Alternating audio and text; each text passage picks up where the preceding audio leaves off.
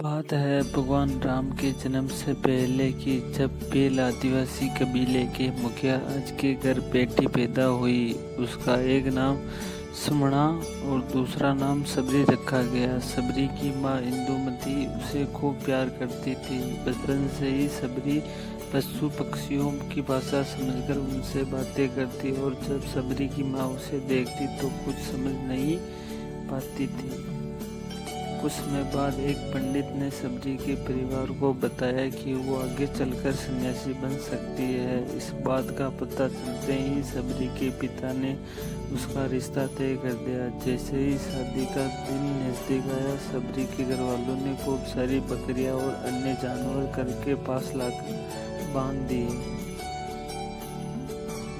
एक दिन सबरी की माँ जब उसके बाल बना रही थी तो उसने माँ से पूछा, इतने सारे जानवर हमारे घर क्यों लाए गए हैं? माँ ने जवाब दिया, बेटी तुम्हारा विवाह होने वाला है, इसलिए हम लोगों ने इनका इंतजाम बलि के लिए किया है। तुम्हारी शादी के दिन बलि प्रथा होगी और फिर इनसे स्वादिष्ट भोजन बनाकर सबको परोसा जाएगा। ये सब सुनकर सबरी दुखी हो गई। काफी देर तक सबरी ने उन जानवरों को आजाद करने के बारे में सोचा। सोचते सोचते सबरी के मन में हुआ कि अगर ये जानवर यहाँ नहीं होंगे तो इनकी बलि रुक सकती है। ऐसा नहीं हुआ तो मेरे घर से कहीं चले जाने पर ही बलि रुकेगी। जब मैं ही नहीं रहूंगी तब न विवाह होगा और न बलि प्रथा। इससे मासूम जानवर बच जाएंगे। इसी सोच के साथ जानवरों को रखी गई जगह पर सबरी पहुंची। उसने सोचा कि उन्हें खोल देती हूँ, लेकिन वो ऐसा नहीं कर पाए। उसके बाद सबरी जंगल की तरफ भागने लगी। भागते भागते सबरी ऋषि पर्वत पहुंच गई। वहाँ करीब 10,000 ऋषि रहा करते थे। सबरी को लगा कि वो भी इसी जंगल में किसी तरह ऋषि मुनियों की सेवा करके अपना जीवन जिएगी। वो चुपचाप उसी जंगल के एक हिस्से में किसी तरह रहने लगी। सबरी रोजाना ऋषि मुनियों की झोपड़ी के आगे झाड़ू लगाती और हवन के लिए लकड़ियां भी लाकर रखती। ऋषि मुनियों को समझ नहीं आ रहा था कि जंगल में उनके काम अपने आप कैसे हो रहे हैं। एक दिन सबरी को ऋषि ने देख लिया।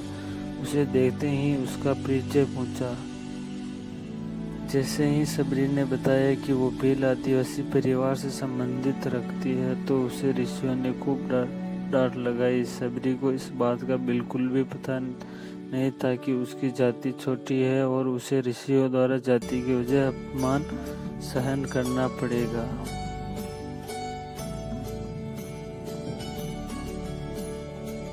इतना सब होने के बाद भी सबरी हर ऋषि मुनि के दरवाजे पहुंचते और उनके आंगन में झाड़ू लगाकर उनसे गुरु दीक्षा लेने के लिए कहती। हर कोई सबरी को उसकी जाति की वजह से अपने आश्रम से भगा देता था। ऐसा होते होते काफी समय बीत गया। उसके बाद सबरी मर्तंग ऋषि की कुटिया में पहुंची।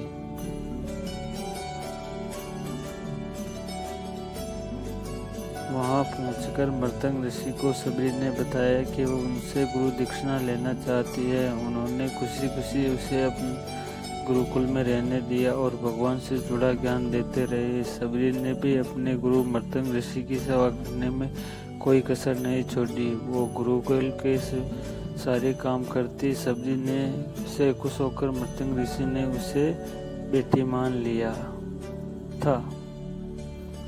समय के साथ मर्तंग ऋषि का शरीर बूढ़ा हो गया। उन्होंने एक दिन सबरी को अपने पास बुलाया और कहा, बेटी मैं अपनी देह त्यागना चाहता हूँ। बहुत साल हो गए इस शरीर में रहते रहते।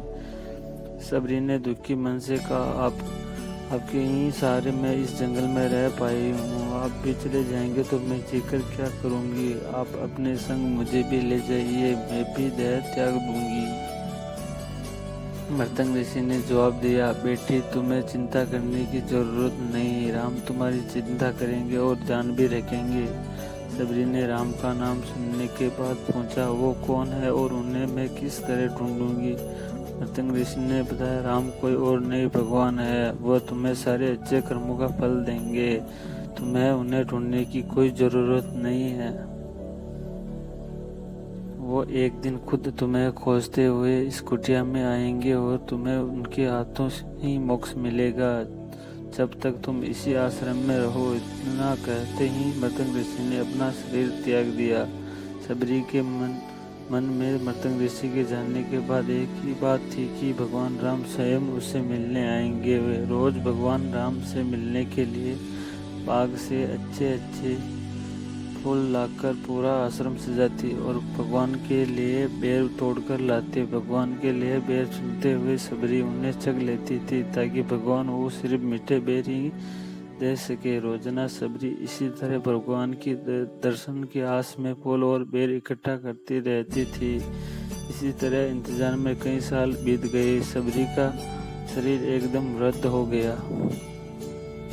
एक दिन आश्रम के पास ही तालाब में सबरी पानी लेने के लिए गई। तभी पास के ही ऋषि ने उसे अछूत कहते हुए वहां से भागने के लिए कहा और एक पत्थर मार दिया। वो पत्थर जब सबरी को लगा तो उसे चोट लगी और खून बहने लगा। बहते हुए खून की एक बूंद उसी तालाब में के पानी में गिर गई। तभी पूरा तालाब का पानी खून में बदल गया। यह सब होता देखकर ऋषि ने सबरी को ही डांटा और कहा कि पापिन, तुम्हारी वजह से पूरा पानी खराब हो गया। रोज ऋषि उस पानी को साफ करने के लिए अपने कई तरह की विद्याओं का इस्तेमाल करते। सारे जतन करने के बाद भी कुछ नहीं हुआ। फिर उन्होंने गंगा जैसी कई पवित्र नदियों का जल भी उस तालाब में डाला, फिर भी तालाब का पानी साफ नहीं हो पाया और वो खून जैसा ही रहा।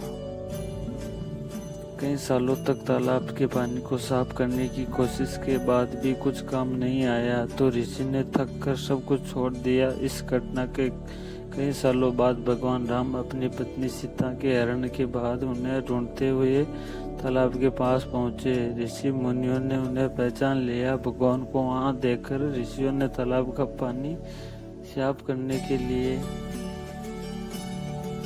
भगवान को अपने पैर उसमें डालने के लिए कहा, लेकिन पानी जैसा का तैसा ही था। ऋषि मुनियों ने भगवान से भी कई अन्य जतन करवाए, लेकिन वो पानी जस का तस खून जैसा ही रहा। तब भगवान ने ऋषियों से पानी के रक्त में बदलने की कहानी पूछी। तब ऋषि ने सबरी को पत्थर मारने वाली सारी बात बता दी। उसके बाद कहा कि वो महिलाएं अपवित्र है, छोटी जाति की है, इसलिए ऐसा हुआ। उसी वक्त भगवान राम ने कहा, यह सब आप लोग के खराब वचनों से हुआ है। सबरी को इस तरह के शब्द बोलकर आप लोगों ने उसे नहीं बल्कि मेरे दिल को घायल किया है। इस घायल दिल के रक्त का प्रतीक यह तालाब का लाल पानी है। आगे भगवान राम बोले, कहा है वो माई, मैं उनसे मिलना चाहता हूँ। जब तक सबरी उसी तालाब के पास पहुँच जाती है। इसी दौरान सबरी ठोकर लगती है और कुछ गुल उस तालाब में गिर जाती है। तभी सारा पानी साफ हो जाता है।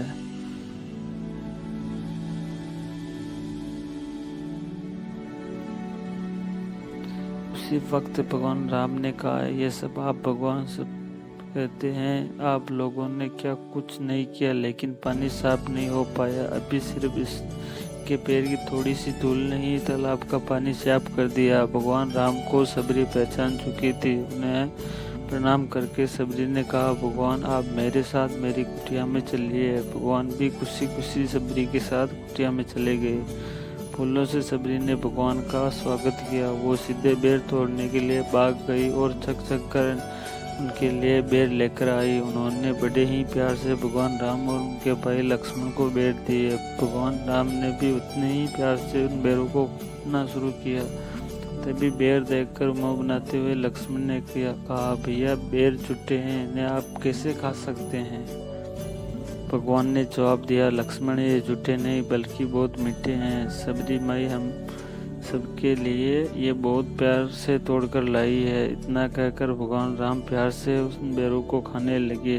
भगवान ने जाते हुए सबरी माई से कहा, आप मुझसे जो चाहे वो मांग सकती है। सबरी ने उन्हें कहा, मृतंग ऋषि के कहने में पर मैं आज सिर्फ आपके दर्शन करने के लिए आप मुझे मोक्ष प्रदान कीजिए। मैं अपना शरीर आपके सामने ही त्यागूंगी।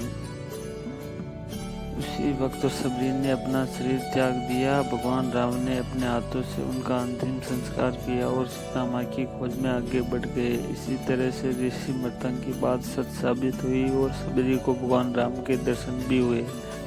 तभी से भगवान राम को सबरी के राम भी कहा जाने लगा था।